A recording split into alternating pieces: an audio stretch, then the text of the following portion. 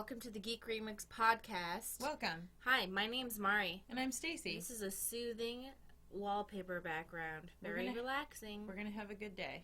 Are we going to have a good day? Well, how are you today? I am... Words. Everyone remember to sit up straight and relax your shoulders. If you're tense, just go... and then cough. Excuse me.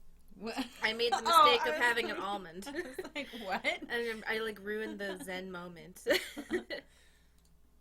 First up on news today, we have Super Smash Bros. Ultimate. Mr. Sakurai presents Terry Bogard, in which he explains the most complicated finishing move of all time. I'm afraid to press play, so everyone's just talking about how his finishing move is, to be fair, a reference to fighter games. Mm-hmm. But people have a bunch of memes of just SpongeBob with his fingers broken trying to do the finishing move. So it's the actual buttons. Does it show at any point the actual combo of things that you have to do?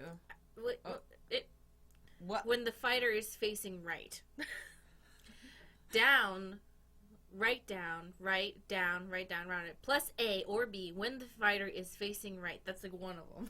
Boom, boom, boom, boom, boom, boom, boom, boom. Okay. all of Super Smash Brothers big combos are hard, but this is apparently extra hard. I don't know. I'm not a Smash Brothers aficionado, but I enjoy seeing the memes of it. Yeah. There's a lot of things where I'm like, you know what? I'm not into this, but I like the memes. But yeah, I'm here for the memes. I'm here for that quality meme There's a lot content. of gaming content that I only absorb via memes. Yeah. Or when Tumblr was still active, there was a lot of fandoms that I was I'm into this fandom literally only because of fan art on Tumblr. I could log on to Tumblr sometimes, and it's all just old content being reblogged. I know. It's sad. It is sad. A lot of it is from deactivated accounts. Yeah. And I'm just okay. So I only go on Tumblr to look at old content being reblogged and to get cyberbullied. That's literally the only two things you can do on Tumblr anymore. Oh, man. Do you remember, back in, 2015 when, Life is Strange was in its, heyday, and every time you went on Tumblr, you just had that, and you saw the little thing with, messages, and you just get that, sinking feeling in the pit of your chest being oh, no. I'm gonna get cyberbullied by teenagers again. Yeah. It's, no joke. Oh, fuck. Yeah, every other message was either, oh my god, I love the videos that you create, or I hope you die! I hope you die, and you're a piece of shit, and I'm gonna find you, and I'm God. Yeah, and, nothing in between. There was never just, sometimes people would be I didn't like it when you said this. Can you, be more aware? And I'm yeah. But other times, because it's anonymous, and I'm I can't contextualize if this is an 11-year-old or a 35-year-old insane person. Yeah, yeah. But is this a kid who is just looking for somebody to take out their frustration on, or is this somebody with the money to buy a plane ticket to find my house and kill me? We laugh about it now, I'm gonna die. It was sometimes so scary. I troll some of them back, and that was cool. What I didn't like is when people don't care enough to do it now. But I'm so sorry for coughing so much. What? Drink some water. Oh, okay. I would sometimes troll people back, but what didn't bother me is when people pretend to be to me on different forums, and I don't know why they did it. It was really weird. But yeah. One of the things that I really didn't like it was when, you would respond to something and people would be if you just don't respond, they'll go away, and I was that is not true. I think a lot of it comes from that people assume that when really they've never been in that kind of position, and it's hard to explain until you've experienced it. Yeah, and also sometimes SmackDown is one thing, but also sometimes people would just be approaching you with just misconceptions about something you had said, And I was like, no, like, I want to, like, put my correction out there, because if other people are thinking the same thing, I would rather them hear from me that that's, like, either not what was said, not what was intended, or, you know, clearing things up. Sometimes I think they're... Okay, I'm talking about, like, 1% of any population, where someone would take, like, a feminist thing and they would want to just bully someone, and so they would use, like, feminism as a platform to just bully other people instead of not actually being about it. I'm talking about, like, 1% of feminists. You know how it's in the same degree that TERFs. I was just gonna say TERFs exist, so yeah. Like, imagine your entire hobby just is that you're a TERF. Ugh. Or somebody, I don't understand. I guess it's like people don't have hobbies. And they just, because I've met people who, I think they talk about what their racist feelings as if being racist is their hobby. Well, does that make sense? You know what it is, and I've never, so remember when we had that conversation during Hellblade, where we were talking about, like, whether your negative thoughts are, like, internalized, or whether you're putting them out onto somebody else. And I was talking about how, like, I can't really relate to people that, like, will seek out somebody else to yell at them, because, like, whenever I get really pissed off at something that's going on in my life, like, the first person I blame is usually myself for whatever reason. But for some other people, like, when they get angry about something, like, you know, say they lost their job, or, like, their home life isn't great, or, like, whatever the thing is, they want to find a person to blame, because it's easier to be mad at a person than to be mad at, like, nebulous, like, society, or, you know what I mean? Oh, yeah. So, like, I think that for people like that, they just are so angry and it's so misdirected that they're going to externalize it and pick a group of people or a person to be mad at. You know what I mean? I think that's definitely a part of it, and I think also sometimes people just, like, that's what makes them feel good.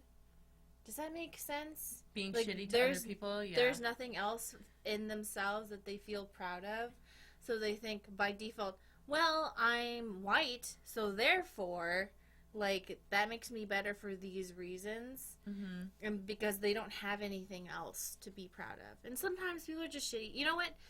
I'm not a fucking raciologist. Racistologist. These are all just theories. Yeah. If you're out there and you're racist listening to us, don't message us and explain. We're not interested. Yeah. I don't need to hear your quote-unquote reasons. Rainbow Six cheat maker faces Ubisoft lawsuit after BBC appearance. What? Okay, so this person, I shouldn't say. I was about to say guy, but then I realized I was probably assuming this hacker's gender. You were probably correctly assuming this hacker's gender. We don't know, man. We don't know. They could be anything. So this person said... It also accuses his mother. No, just wait. Okay, let me explain it. You're giving away spoilers. Okay. Spoilers for the story. They got interviewed on BBC and said, if Ubisoft decides to come after you for copyright infringement, you're in for a tough time. But they had explained that they were selling cheats to Rainbow Six Siege, and that their specific hacking program was almost impossible to detect, and top Rainbow Six League players, Siege players, and competitive players and people in tournaments were using his or her or their program. It says he, so. Oh, okay. Yeah. He. Maybe they presented themselves as male, but they were anonymous. Oh. Anonymized. So whatever, it doesn't matter. Oh, because it says, like, it also accuses his mother. Yeah, okay. So then it's he. Sorry, it said anonymized, so I just didn't want to be like, yeah. You know? But, then accuses his mother of also, they have her name. All right, so then we know that this is a person. Of collecting, processing, and transmitting the proceeds of that cheat software sales through her own company, Simply Sand Web Design. You know why it doesn't have the name? It's because he's underage. Yeah, so they're suing him for a bunch of money. And Ubisoft is saying that they compromise the legitimacy and the fun and the experience of their game. Mm-hmm. And he was saying that he was making, I think, over 1,000 of whatever currency they get a month. Let me see if I can find it. I mean, a week. 1,500 pounds. A week. Whatever currency they get. I couldn't remember. Whatever currency they have over there. It's not the dollar, so I don't know. So 1,500 pounds. And by selling software subscriptions for 69.99 euros a month. And so apparently they said that this hacker has made hundreds of thousands of dollars off of this. And I have a question. Why do people feel the need to make your game fun? Rainbow Six Siege. But apparently so many people are cheating that they're making hundreds of thousands of dollars. Yeah, so... I guess everyone just get Rainbow Six Siege and then get a bot to play for you and just play it. And then therefore we're all just bots against each other. I mean, that's what Fortnite does, so... This is kind of like so the proceeds of the cheat software sales through... Oh, so his mom was like... Hold on, go up a little bit. His mom... So she was laundering the money through her company. I wonder though, if Sandra reached can even a friend. Maybe this hacker's a really super big brain where none of these people are real, and Sandra is not real either. You know? I would assume that if they can file a lawsuit, then she has to be a real person. But they don't. What if they filed a lawsuit and she's not real? But like, I mean, it's like when an they, actress. when they serve, no, like a movie. Like she's an actress who was hired, and then they're like, "All right, show up to court date." She's gone. She never existed. Oh. And then they're like, "Oh, I thought I was being interviewed for a part." No. I think that would be like way cooler than I think what this is that's gonna what really end up happened. being. I think that's what really happened, and you're gonna have to prove me wrong. So, this is used by thousands of players. Blah blah. This is like this cheating stuff is just I can't even imagine. I mean, it just seems like a lot of. Well, hear this. Related. Okay, so we'll go on to the ones that are related to this. Mm-hmm. Nearly all Counter-Strike microtransactions are being used for money laundering. So this came out back on October 29th, but we gotta talk about this. So wow, Vice did a thing where they found that out, and so Valve is closing down the CS:GO marketplace where they can trade in-game goods. Hold on, just to give a little bit of context, worldwide fraud networks have recently shifted to using CS:GO keys to liquidate their gains. At this point, nearly all key purchases that end up being traded or sold on the marketplace are believed to be fraud sourced. Yep. Players earned cases in Counter-Strike containing weapons and cosmetic upgrades, aka loot crates, but had to be purchased the keys to open the boxes. Developer Valve runs an internal marketplace on Steam where it allows players to trade the boxes and the keys. Valve patched the game on October 28th and explained the problem in its patch notes. In the past, come on, like at least 50% of these were not illegal scams to launder money. Yeah, we promise. In the past, most key trades, not all, most, we observed were between legitimate customers, the statement said. However, worldwide fraud networks have recently shifted to using CS:GO keys to liquidate their gains. At this point, nearly all key purchases that end up being traded or sold on the marketplace are believed to be fraud sourced. So basically, if you play Counter-Strike, you're supporting real terrorism. Terrorists win. So, and for anybody who isn't sure about like how this works, basically this means that like if like say a hacker hacks into something and they steal money, rather than like just depositing that money in the bank and then it's like where'd the money come from, they would buy like some sort of like they would buy keys, trade the keys for money, and then that money they can be like, oh well, here's where it came from. So then you have like a step between you and the theft, basically. The origin of the word laundering money is because mafia people would buy a laundromat, which is a cash only place. So they would be like, oh, we made all this money through laundering close, and they just add more money to the profits of the laundromat. Mm-hmm. So this is also related to in 2017. I don't know if you all remember this. Oh, yes. But there was a website that allows fans to gamble their Counter-Strike skins, and there were a few YouTubers, let's see if they name them, who promoted it, and turns out they owned the website, and they were making fake videos, making it seem as if they were winning so easily, but really they had programmed it to make it look like they were winning all the time and making money. Yeah. So this is YouTuber Trevor T-Martin Martins T. Martin and Thomas Syndicate Castle had a good thing going. So that's basically what happened. Yeah, so, oh my god, I remember that. That was, like, a huge, like, remember when that all, like, blew up? And they're like, no, like, it's, like, this, like, super cool website, you guys. It's, like, great. And then, like, you have people like Jim Sterling being like, they own the fucking website. They're promoting their own website. And you know what they did? They said, we're sorry, and nobody cared. Yeah. But, if you'll notice, all of these problems seem to be stemming from loot boxes. Next, though, criminals are using Fortnite to launder money. So I just, like, went down this hole. I just Googled. My god, this is awesome. I saw one story, and then I was like, wait.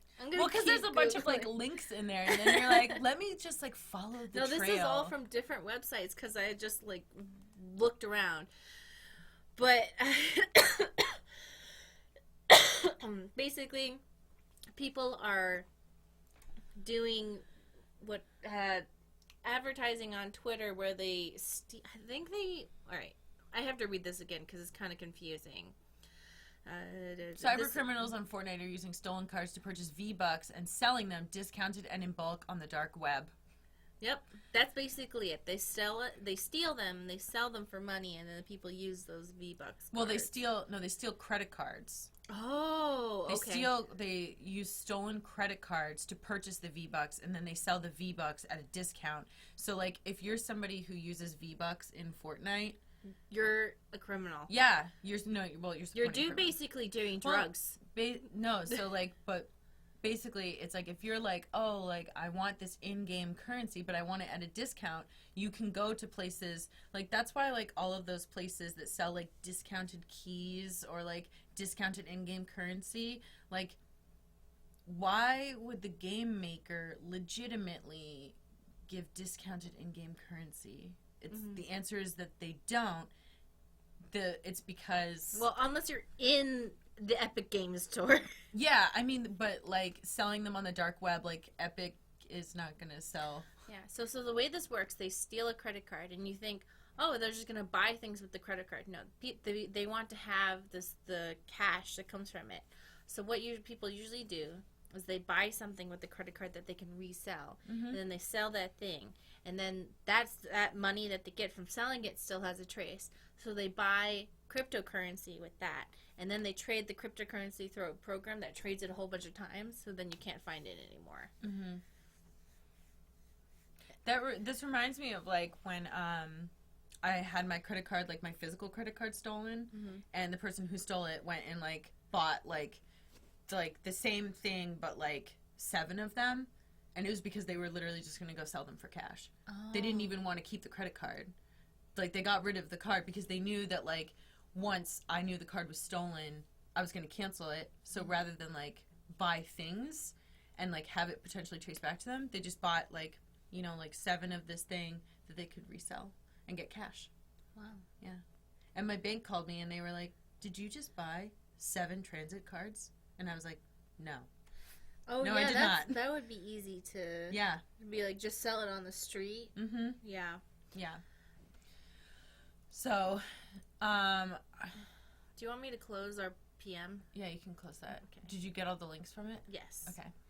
So EA is coming back to Steam, but this time you still have to pay the EA Access, which is a thing that they've had for a while, where you pay $5.99 a month. So it's supposed to be a premium part of Steam because nobody wants to download EA's thing, Origins. No. It's so many things. Because Epic Games, at least their one, it has cool free games that I want to play, while EA is like, well, we're only going to sell our games on it, and also our games kind of are just progressively getting worse all the time. So the EA Access enhances your gaming experience with a medley of rewards. I think EA realized that forcing people to download Origin was probably hurting their PC sales of their games. Well, yeah, people are just like, I don't even want to. It's always such a hassle to even try to open it. Yeah, this reminds me of, like, you know, when, like, companies will try to, like, splinter out. They're like, why would we use, like, you know, YouTube, put our stuff on YouTube when we could just make our own streaming platform? And then they realize that, oh, right, it's because nobody looks at our streaming platform. Did you hear about how people are, I think they're suing, but they definitely were very verbal about how, you know, on Facebook, they were bloating their views and saying they were getting like millions of more views than they were. Yeah. So what happened, College Humor, some of the people who used to be in College Humor, they said they were making some really good money from having their own website with views, and then sometimes uploading to YouTube. And they were like, okay, we're making a ton of money. Do you mean Facebook? No, to YouTube. Oh, okay. And they were like, okay, we're making a ton of money by selling ads for the video player on our website. Yeah. And using YouTube. And then they were realizing, hey, Facebook says that it's getting like 10 times as many views. Oh, yes. So it must be good that well, we want people to see it on Facebook, so we're not going to put it on our website anymore. We're going to put it on Facebook. But not actually that many people were watching. They weren't going back to the website after watching the video. So their entire system that was working for them no longer worked because they believed Facebook's views were real. Yeah, I heard about this. So that's why, I don't know if you remember this, where Facebook people were stealing YouTube videos and putting on Facebook, and then the people on YouTube were like, how are they getting literally 1 billion views and I got 50,000? What's going on? Yeah. And then being mad, like, please give us some of that? Turns out they probably weren't getting that many views. You know what else was, like, so, one of the, I don't know if this is, like, one of the things that contributed to those views being so bloated, but I know that something that was very common was for Facebook auto-played videos in people's Facebook feeds. And if the video played for, like, more than, like, 2 seconds, it counted as a view, even though that doesn't really count. Yeah, it just autoplays and it just autoplay. It'd be like somebody, like, saying that you, like, viewed an ad if you, like, scrolled past it and it, like, went for, like, 1 second. So people got, like, rightfully really pissed because they were like, okay, so this, you know, I'm distracted. You're distracted by the wallpaper? Yeah. Sorry. I'll open it. I thought while you were talking I could show a cool thing. But now I'm watching Witches Night, the wallpaper. I don't know where these come from. I just have Wallpaper Engine, and I just typed in witches, and now there's a music video with, like, is cute this a little music video, or is this, like, this Yeah. looks like an anime intro? No, it's a music video, I think.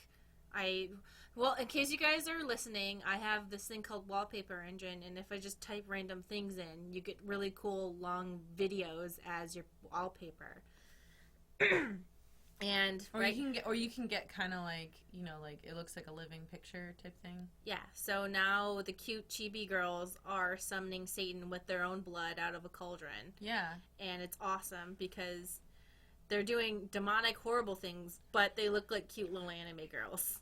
So, do we have anything else to say up on this EA story? No, but now EA expects new Star Wars game before April 2022. New Dragon Age likely not until after March 2022. Jesus. So great, now I have to, like, force myself to live for, like, what, 2.5 more years at least? Wow. That's like, I have to keep living until then. Stacey just checked her watch. Like, how many... How long is that? Hell, it's so long. So long. Yeah, why don't we just keep making more fucking Star Wars games? Great. We don't even know if the one right now was good. And they teased it earlier this year. No. They teased it in 2018. I'm gonna die. No. They teased it in 2018 at the Game Awards.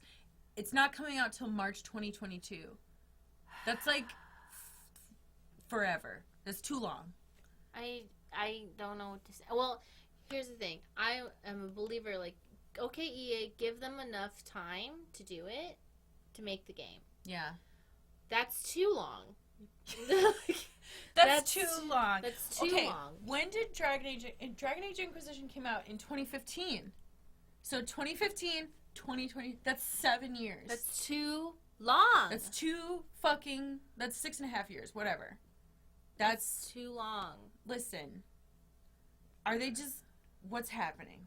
What they're doing is we want to make Star Wars games and make everybody want to quit our studio, and then by the time Dragon Age next one comes out, it's gonna be nothing. No. You know what it's gonna be? It's gonna be like gonna be a first-person shooter. It's it's gonna be Dragon Age Lightning of the shooters. It's gonna be like Overwatch, but with all the companions, and you just run around. It'll be simultaneously out of date and out of touch, but also updated to try and appeal to new gamers, but still too late. I think that it's gonna be Fortnite. It's gonna be Battle Royale Dragon Age. Worst predictions for Dragon Age 4. Dragon Age Battle Royale. I think it's gonna use the same engine as they used in 2015. They're not gonna update the engine. No, it's gonna be a new engine from one of their other games, and it's not going to be as good because they're like, well, we couldn't import all the things. Or maybe they'll just use like store-bought assets for everything. They're not going to have any of the previous stories matter. It's going to be a fresh thing so people new to the series can understand what's going on. And also Solus, what would be like he has a different voice actor. Has a different voice actor. Oh, and he has a different character model now. And he's a different voice actor, and he looks different, and he has hair. He has hair! Oh my god. And he looks like a Chad. He brought his hair back from the fade. Yeah, he has hair now, and he looks like super Chad, and he's a bro now. He has like a square jaw. Yeah, he has a square jaw, and he also brought guns. Oh my god, he works out now. He works out, and he got what's that thing? He drinks Monster Energy drink, and he hates sleeping. What's that hair thing called? Where they put the hair in your head? Hair plugs. Yeah. He did that. So he had hair plugs from his like wolf pelt in his head, so it just like sticks like straight out from his head. Yeah, and like all the female characters, even though they already had really big boobs, now they all just wear chainmail bikinis. They wear chainmail bikinis, and their boobs levitate. Yeah, that's actually where they get their like mage. Probably because they already fired literally all of the writers. They're gonna get rid of all the cool languages and get rid of the codex and all of the lore because they don't want to confuse new players to the series. So I think that they're just like not gonna have any lore. It's not gonna be any lore. No. Or you know what they could have it be? They could have it be like a tactics game. It's gonna be a first-person shooter that takes place in the Dragon Age universe, but none of the universe is going to be acknowledged. None of the universe will be there. None of the universe will be there, and it's gonna be basically Battlefield, but with a Dragon Age overlay. I was thinking more like it's gonna be made in the Battlefield engine. No. What's that tactics game? Final Fantasy Tactics? No, XCOM. It's gonna be XCOM. No, but XCOM's actually good. No, XCOM is good, but like all the characters die, so there's no need to have any lore or character development. Oh shit, dude. Yeah, actually. Yeah. So it's gonna be XCOM. And there's not gonna be any character customization. Yeah. Because they say it doesn't matter. You can just use your imagination. Yeah. Because it's first person. Oh my god. Will it have a live marketplace? Yes.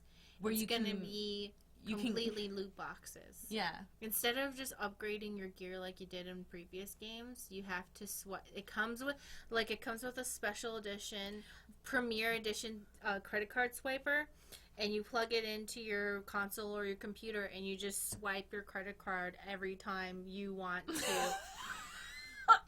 like a square, the square payment. It's special. You just hook it into your computer. It's a special edition release only one.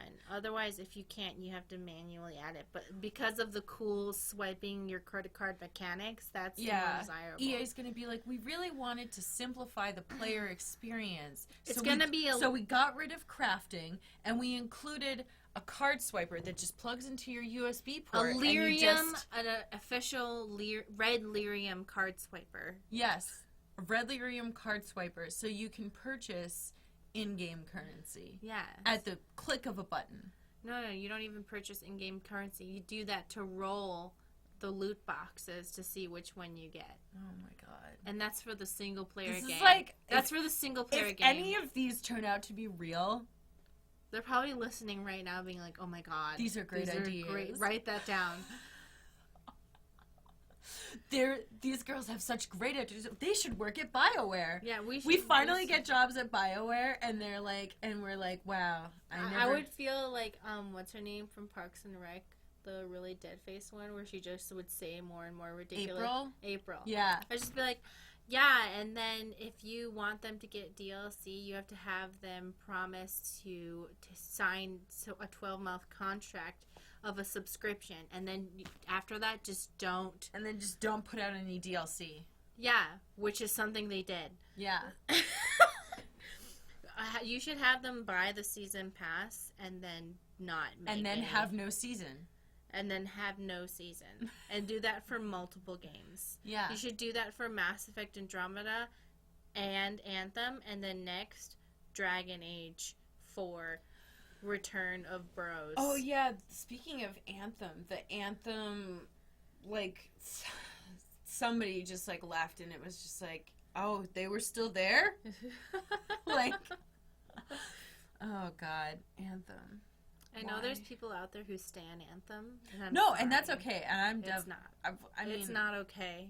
Are you okay? Are you gonna be all right? There's people out there. Oh my God. Speaking of that, where is it? Oh, we gotta do this. No. We gotta do Batman first. Oh, we gotta do. Okay. The Batman, everything we know. Wait. Were you gonna talk about a thing? Yeah, but we'll do this first, okay? Okay. Before we go through too many things. Okay, sounds good. So. Wait, what were we gonna talk about? Now I forgot. And anyway, keep going. Okay. So and there's not too much to say about this, but the Batman movie that's coming up, a couple of the points that are more about it. So I was realizing that it kind of irritates me that, and I know that Robert Pattinson, like, you know, he's cast in as Batman, and like, I know that he is very famous for Twilight, obviously, but like, he's actually done a lot of other like really good stuff, like.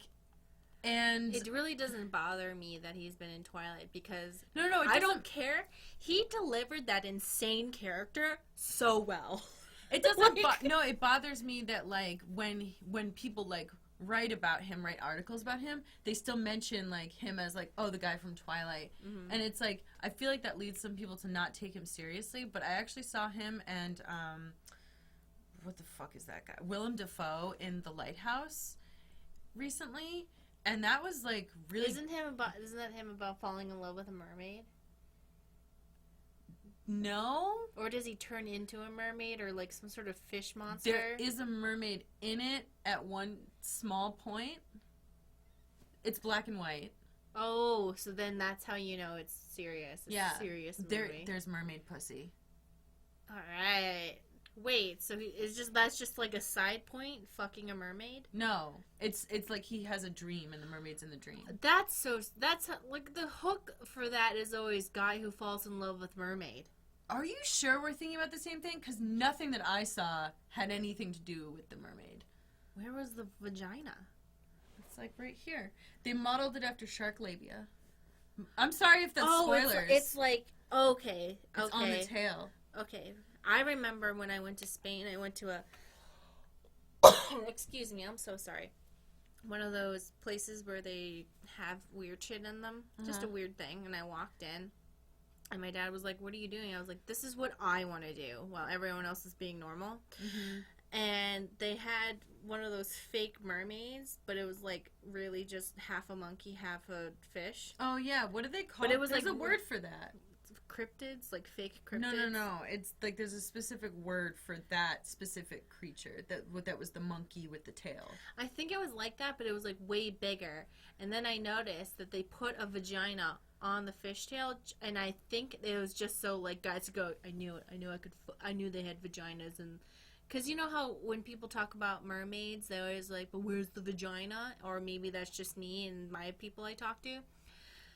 The Fiji mermaid. Oh, the Fiji mermaid. Yeah, which is the head and torso of a juvenile monkey sewn to the back half of a fish. Oh no, it was way bigger, but they just modeled a vagina on the front of the fish. And I wonder, like, do you think that's when guys think of mermaids, like, yeah, they're so hot, and then some other guy goes, bro, they don't have vaginas, and they're like, really? Bet there's a vagina. Shark vagina. Yeah. Did you ever watch The Motorcycle Diaries? No. It's really crazy. I watched it in freshman year, and because I went to a private school, they just let us watch whatever we wanted. And it was in Spanish class, so she was like, oh, it's in Spanish, let's watch it. And it's about, what's his name? Che? You're asking me as if I know. I don't know this movie. The communist leader, Che, it's from when he was young, and he's on this riverboat, and this woman just comes up to him, and in Spanish, maybe I was misunderstanding. Is that Che Guevara? Is that? Yeah, the guy on the shirt where everyone thinks is fashionable and wears head on their shirt. It's a young version of him, and there's this one part where she walks... This guy, Che Guevara? Yes. It's about a young version of him. She comes up to him, and she's like, you know, the native people, they fuck the dolphins because their vaginas are so much like human vaginas. But because when the dolphin has an orgasm, her vagina muscles clamp down so hard on their dick they can't get out, so then they kill the dolphin. And I was like, ma'am, why would you just, like, say that to somebody? I'm sure there's some sort of... Wait, is this... I'm sorry, I, like, lost my train... Is this in the movie? It's in the movie! This is what's in the movie. I think it's supposed to be a metaphor for about how, like, men and women and being... You know, they get connected and then men hurt women to get away. But I was like, why did it have to be about the dolphin fucking and killing the dolphin? Like, what? That's the weirdest story. Yeah. I don't know. I've watched a lot of, like, indie movies. That doesn't seem like that weird of a thing to put in it. It wasn't an indie movie. I just, you know. Like, if they actually showed the dolphin fucking, I'd be like, all right, calm down. But, like, if I'm assuming it's, like, some, like, lady just being like, I'm just going to tell this wackadoodle story. It was, like, supposed to be this, like, deep metaphorical shit. There's some deep metaphorical shit, and me being like 13, I'm just watching this like, excuse me. I mean, like they have whole movies that are about like, you know, chocolate and like food being like a metaphor for like life and whatnot. So I was thinking it was gonna be this romantic scene because they're both on this beautiful boat and the lights coming down. She goes, yes, the natives, they fuck dolphins. And I was like, okay, because their vaginas look like human women vagina. I was like, uh-huh. And it just kept going. I was like, I am 13. I don't need to know this. Mm-hmm. Anyway. So, okay, Robert Pattinson is in Batman. There's actually a lot of, like, they're saying that this is going to take place in the 90s, so it's before the Ben Affleck ones. Mm-hmm. And theoretically, it's, like, when he, like, starts on his whole, like, crime caper, because I guess, like, the Batman is how, like, he was referred to, like, early in his crime-fighting career. Mm-hmm. There's a bunch of, like, interesting people that are kind of connected to this project now. So you have Robert Pattinson, then you have, Zoe Kravitz playing Selena Kyle. Ooh, I feel like she'd do a good job. Jeffrey Wright, who's the guy from Westworld, will play Commissioner Gordon. Paul Dano as the Riddler. They're talking about possibly Colin Farrell for the Penguin, and then you scrolled past it, so I can't read the other ones. And Colin Farrell potentially in talks to play the Penguin, and then Andy Serkis up for the role of Alfred Pennyworth. Have you ever read the interviews with Robert Pattinson? He is simultaneously the most relatable person, and at the same time, you're like, please stop saying these things, sir. Mm-hmm. Where he talked about how he gets really depressed, and no judgment, he talks about how he was so depressed that he didn't bathe for like years. Oh, and then what? Now he has really bad dandruff problems because of that. And so he talks, whenever he does photo shoots, he just says, sorry if there's a lot of dandruff coming off of me. And then he talks about this other one time where he was so depressed and lonely during some shoot for some movie that there was this fan that was kind of stalking him outside of his hotel room. And was just standing outside his hotel room like every day. Not the room, but like across the street. Okay. And he was just so lonely that he took her out to dinner and then told her about how unhappy and miserable he was. And then his stalker, who was obsessed with him, ghosted him. Aww. Yeah, that's kind of almost a comedy, though. Wow. That's I feel like that would be actually like a really like sad, depressing movie. Like you a could, dark comedy. Yeah, you could make a good dark comedy out of that, where like the stalker decides like, oh, never mind, and the famous person's like, wait, no, come back. Yeah, no. Let me see if I just so I don't, misquote.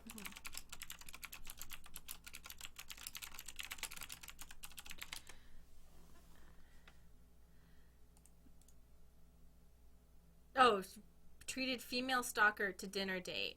Okay.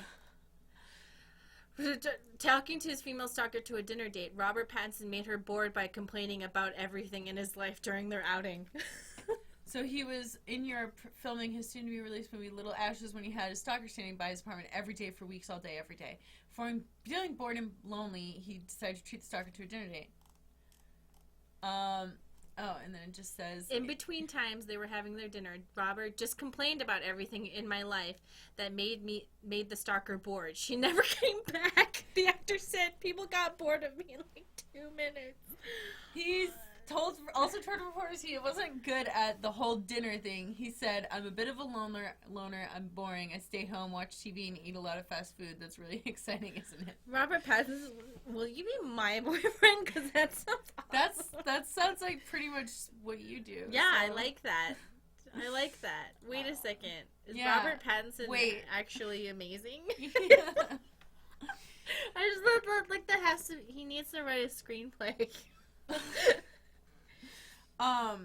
But actually, so I looked this up before we started, and the producer, the executive producer of that movie is the guy who wrote the book that is sponsoring our podcast today. Yes. The Boy Who Loved Batman by Michael E. Uslan.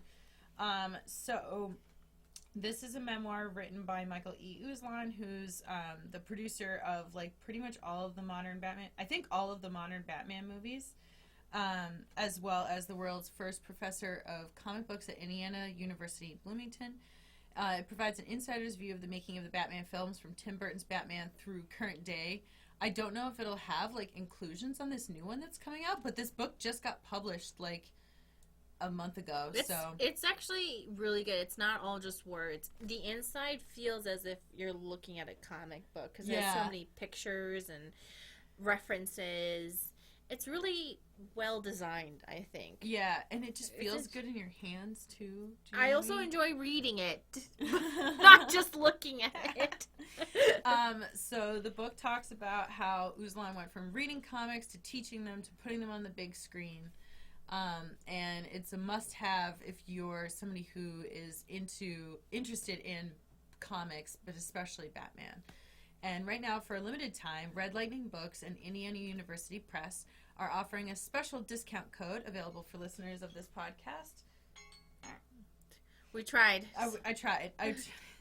For listeners of this podcast, for 30% off your copy of The Boy Who Loved Batman, go to www.iupress.indiana.edu and use the code BATMAN.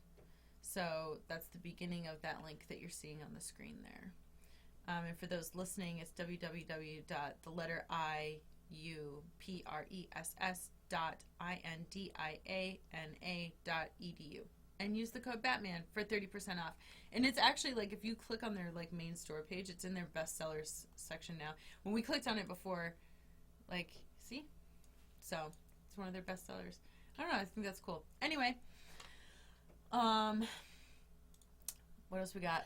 Hideo Kojima says his new studio will make films. I think he also is meaning to make video games still, but he also wants to make films. Which is something that everyone's been like, yeah, we know. Yeah, we got that. We know that you just want to make movies and you were forced to make video games.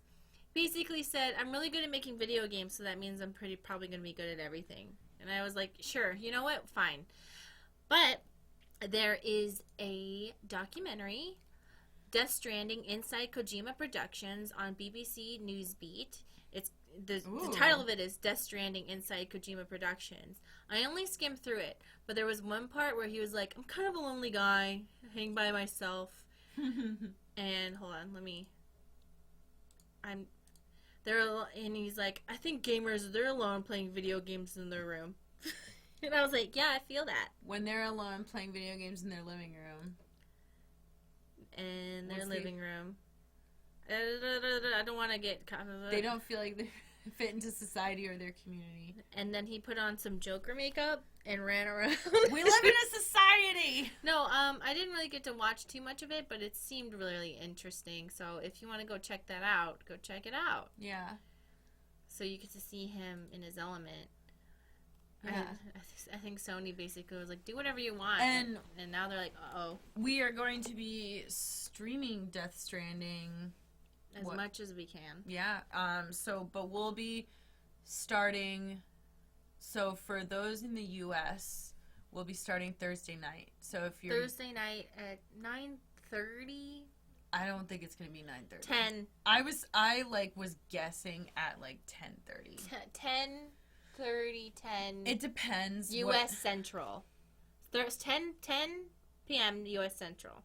Somewhere around there, yeah. Somewhere around there. But keep your eye on social media because we'll post updates as we have them. Yeah, so. we'll run. We'll run. I'll run. I'll take an Uber from the store. And then I see, like, what I think is going to take more time is that, like, actually just, like, picking the thing up. I'm just going to go in early so I can be first in line. What was I going to say? No, I forgot. The end. It's gone. Okay. And then we'll be streaming it on Friday, too.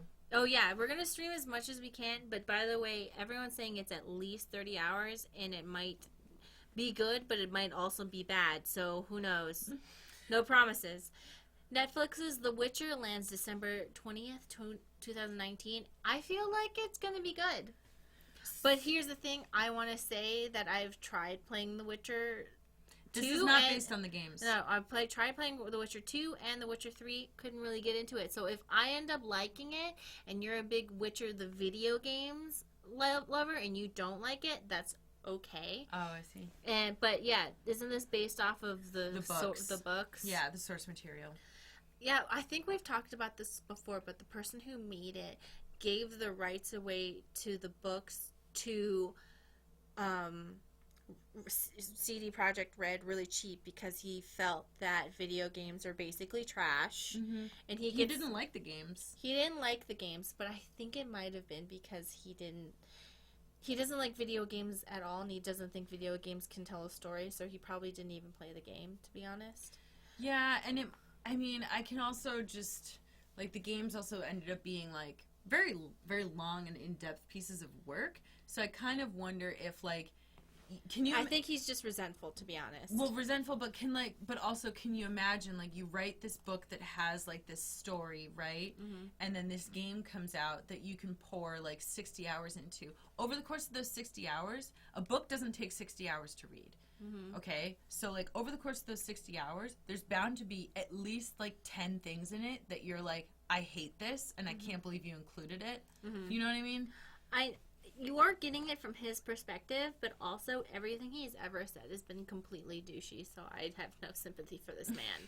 He has been the most douchey things he could say. Do you think he was also just kind of bitter because the games ended up being super successful? And he really was. He was. He was really mad, and then he tried to sue them. I don't remember how it turned out. He sold the royalties, and he wanted to, like, be like, you actually owe me more because you made so much money, but he basically gave it away for nothing. Well, no. He sold the rights. He wanted royalties. That's or something like that. Do you Because know he what I thought mean? it wasn't going to make any money. Well, because if you sell the rights to something, that means that they can make it. Mm-hmm. Royalties is when, like, if the project does well, you get, like, extra. Was that it? I'm asking you. We talked about it on the podcast a long time ago, and I'm trying to remember. But basically, he made an agreement specifically saying, I'm selling it for this flat fee, and I don't care about whatever. Oh, yeah, and he said he didn't want royalties. Yeah. And so he was saying, now I do want royalties for anything, like, backwards. It was really weird. But he was nobody before the books came out, and I think just some guy at CD Projekt Red was like, I love these books! Yeah. So, like, they're so rad! These are the coolest books. Oh my God, they're so good. I want to make a game where we have sex with hot ladies, but with these books. And they're like, you got it, dude. Yeah. Dude, I remember Witcher 2 starts off with bush in your face. Mm-hmm. Like a full-on bush. And then, like, 2 hours later, you're having a porn scene. It's crazy. This isn't really much news. I just thought it was really hilarious the way this person complained. Overwatch 2 director talks demoralizing leaks. Basically, he said he was really upset that at BlizzCon, a lot of Overwatch 2 leaks had already ruined the surprise, but he says, what is it? It says, Kaplan didn't mince words when he expressed his frustration, explaining that he was like Sylvanas and his phone was like the Lich King's helmet from the new World of Warcraft Shadowlands trailer. What the fuck? For those that might not have seen it, Sylvanas rips the helmet into pieces with her bare hands. Oh, no. That's the part that bothers us most, where people are not given all the information and all the context that they need to understand what we're doing. So basically everyone thinks Overwatch 2 sucks, and they think it's because, I don't know, but this guy is... Well, but weren't they also saying that they don't even know when Overwatch 2 is going to come out, and that Blizzard was basically just being like, look at it. To put things focus back on the big issue is, they said, we're sorry that you caught us being shitty, instead of, they still haven't unbanned Blitzchung. Yeah. So, what are you sorry for, exactly? I don't know. They're just like, we're sorry, we'll do better. But, what are you sorry for? We're sorry. And then they kept allowing everyone to say free Hong Kong, and then kind of deflating it by being like, good job, you said it. And it's like, dude, get fucked. You're still doing everything China's telling you to do. Mm-hmm. And they probably hired a PR thing, but they canceled like 2 events before they did that. Yeah, well, they canceled that one in, was it Thailand? Taiwan, I think. Taiwan. Yeah, and another one for Nintendo too, for putting Overwatch on the Switch. They canceled that too. Yeah. So, I think the tactic that they used was trying to deflate the rebelliousness of the protest by being like, okay, you can say it, but we're not going to actually change anything. Mm-hmm. We're sorry that you're upset. You can say it. And you're like, but are you going to do anything? It's like they're trying, like, reverse psychology, you know? No, like what you do with me when you're trying to get me to do something, and you're like, don't do it. I hear it's bad. And then you do it. And then I do it. I'm like, that's so stupid. And you're like, only bad people do that. And I'm like, I gotta do it now. Like, remember the other night when you weren't gonna eat the spicy ramen, and then I said the spicy ramen was stupid, and then you ate the spicy ramen? I was always gonna eat the spicy ramen. I want to know how your butthole doesn't burn. You were the one that told me that I shouldn't eat it. Remember? Because you were like, what's the point? I'm confused. You ate the ramen, though. But, like, we already planned to eat it before you said it. Oh, I thought you weren't going to eat the ramen. No. I was wondering why you were going so hard at me to not eat the ramen. It's also... I thought you weren't going to eat the ramen. No, of course I was. Oh. It's really tasty. Oh. I want to know. I have a big question. Wait, Is it about my butthole? Yeah, can I talk? Can I talk talk about your butthole? Yeah. Okay.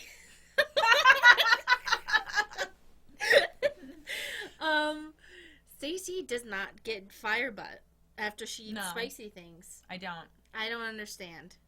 You've never had fire butt after spicy things?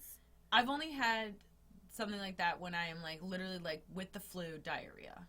But not from spicy food. I don't get sick from spicy food. Maybe I'm misunderstanding how fire butt happens, but I'm pretty sure like if you eat stuff really spicy, it gives you fire butt. No, because your butthole. Maybe you have thick butthole skin. So if I eat some things, I'll sometimes get like heartburn, but that's not even really common either. Oh, what? Spicy food has never really like bothered me, and like even when we were eating the ramen the other day, like I like started eating it, and like like I stopped at a certain point because I was like, oh, I don't want to like overextend myself and make myself sick. But the person who gave it to me was just kind of like, you seem fine, and I was like, yeah, I mean it's spicy, but I'm okay, I wonder if it was really that now I want to know. It is spicy, because it definitely, like, especially when it's, when you have just made it, like, you definitely get, like, the mouth heat. I like the mouth heat, and I like the flavor. I just don't find it enjoyable when it seems like a dare contest. Yeah.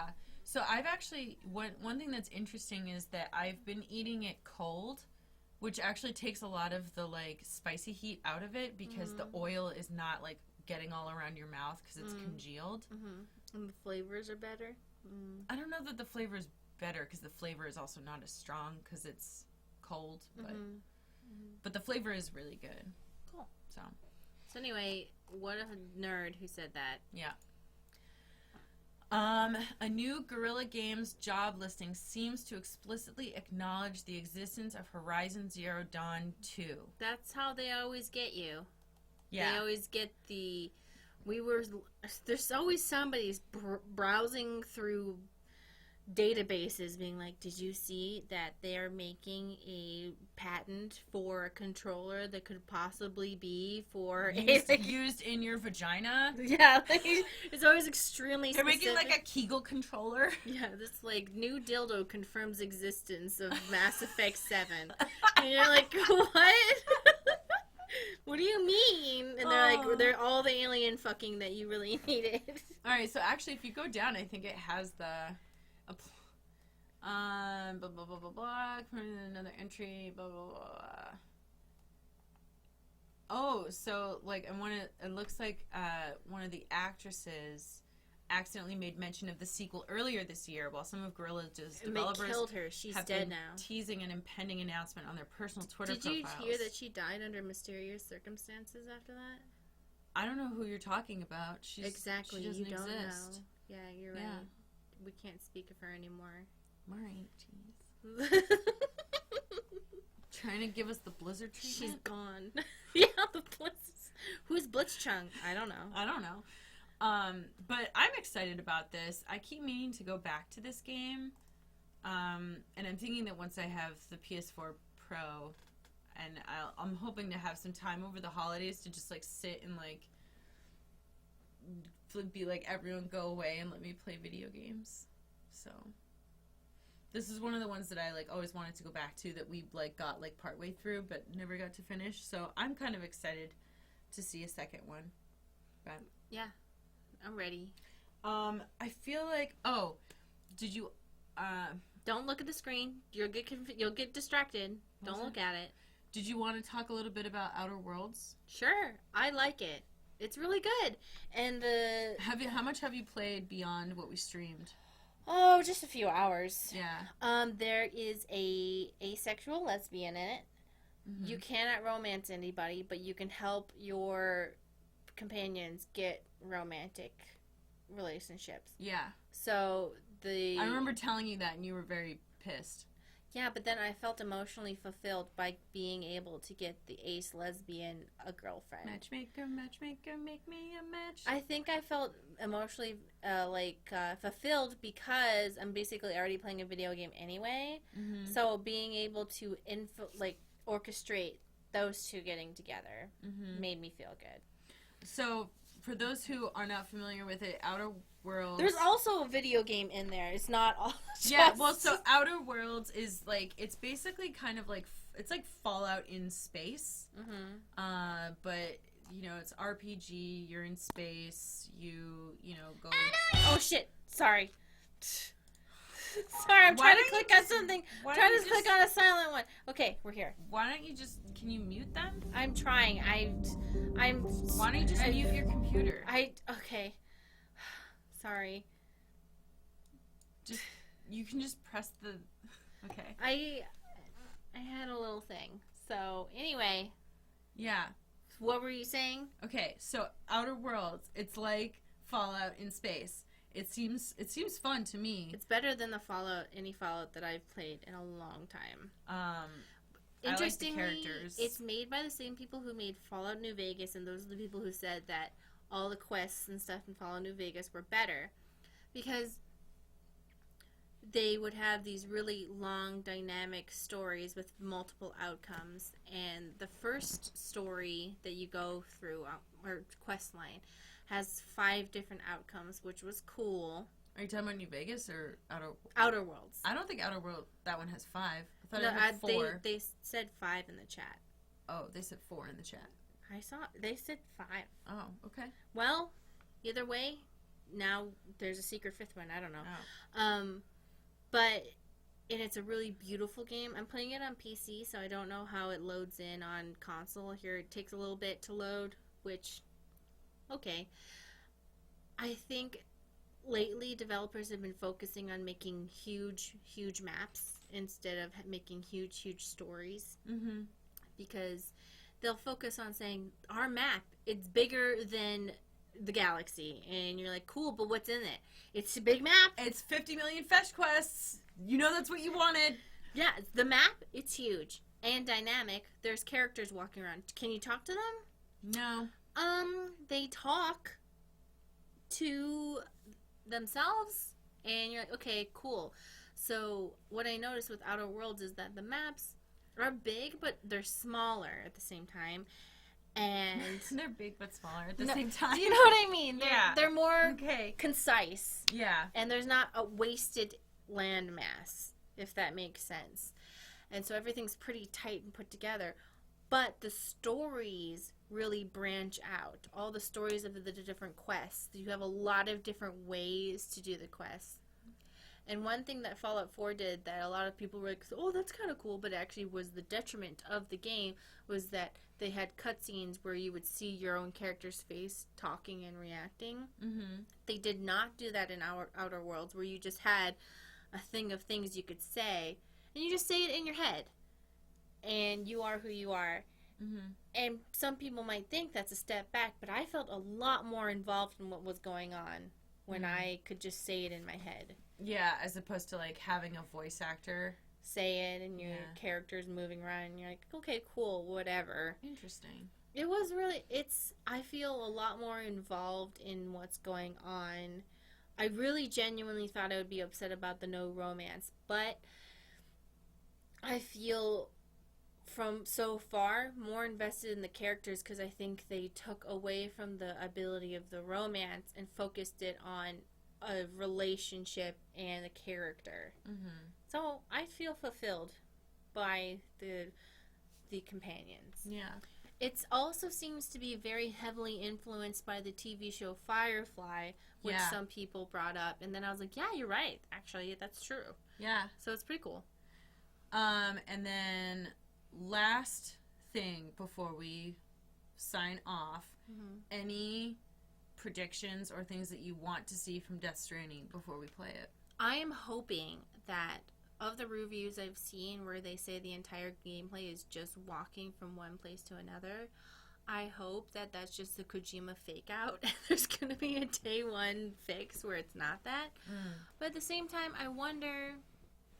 I have an idea where I think I'm just going to get up a list of things to talk about whenever nothing's happening. Like how we used to do. Yeah, I remember when we used to do that. Yeah. I remember when we did that for Fallout 4 and I had this whole thing about all these, like, historic places in Boston. Do you remember that? Yeah. So I was talking about, like, I can't remember all the things. Oh, and I also talked about, that was the Let's Play where I also talked about my violence in video games essay that I had written. Do you remember that? Like, I feel like vaguely? I do. I feel like every person who's ever played a video game has gone to school and they go, dude, you want to do an essay? And we're like, yeah, it's about how video games are not bad and they're good. Well, actually, mine was on, like, the history of violence in video games. Oh, so, like, cool. how, like, video games started. We should actually just save it all for this upcoming Let's Play. Yeah. I should just dig it up. So if it's just going to be long stretches of walking and then really weird long cutscenes, that'd be cool. I hope he doesn't copyright claim all the cutscenes. Yeah. That would suck. I am, like, really... So, I'm really excited about this game. And, like, even if it's something that is maybe, like, ends up being, like, too slow for us to stream, I don't know. I have a hard time believing that there's not going to be anything in there that's, like, discussion, like, good fodder for discussion, you know what I mean? Because I feel like we've also played games like Inside, which had no dialogue, no reading. Yeah. You're literally just doing puzzles.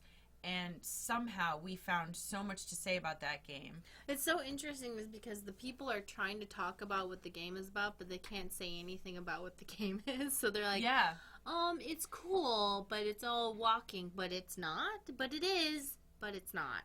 And I think that's probably why Kojima put a story version in the game so that you can't really fail, because they were talking about how frustrating it is that the monotony and then you fall down and that's a failure. So I'm really looking forward to going on super duper easy mode and just going for it. Yeah. And I don't know, like, I'm just really curious to see, like, how he, like, weaves all this stuff together. I'm honestly hoping for some weirdness too. I need it to be weird. It's okay, don't worry, it's all right. It's already happened like 8 times at this point. Why not? Little. I'm so excited. I hope weird ghost aliens come and everyone has weird Oedipus complexes. I'm ready to just be like, what? Yeah, I'm here for it. I'm here for the little otter hat. I just want Conan O'Brien. Weird things to happen. I like it when I have no idea what's going on. Like, the AI, the Somnium Files, makes no sense. But it does, but it doesn't. Great game. I recommend that game. So, well, we hope you will join us for our Death Stranding streams. And if you miss part of it, don't worry. All the videos will be uploaded to YouTube. Hopefully they don't all get copyright claimed. But, whoops. You know. Yeah, so we're going to play as much as we can. We're going to start playing tomorrow night.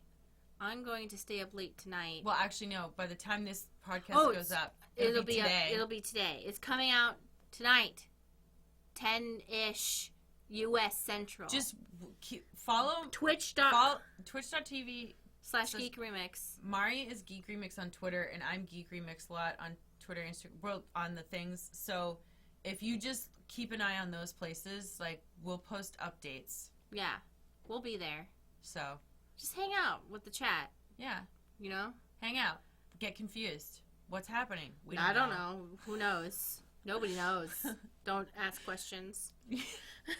Just go with it. All right.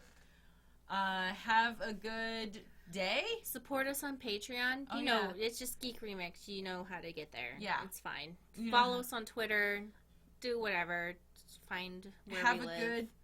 Make sure to drink some water. Oh, yeah. Drink water and relax your shoulders. Posture check. Yeah. Also, do something nice for yourself today. Yeah. Okay. Goodbye. Bye.